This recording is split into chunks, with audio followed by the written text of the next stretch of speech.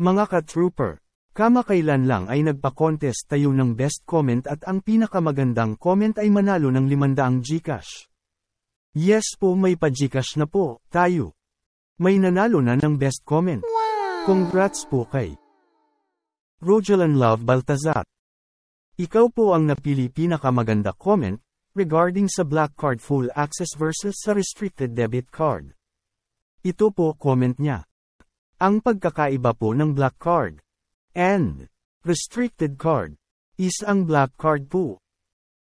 Pwedeng pambayad ng bills, properties, pambili ng sasakyan, pambili ng lupa, pambili din ng food, pambili din ng bahay, at katrilado mo ang pera, or fund, ng Black Card, while ang Restricted Card, naman, is para lang sa food at emergency, and hindi po siya pwedeng i-convert into cash, at ang Restricted Card, at kontrolado po ito ng may bigay ng card. Salamat po Mr. Troopers Channel. God bless po.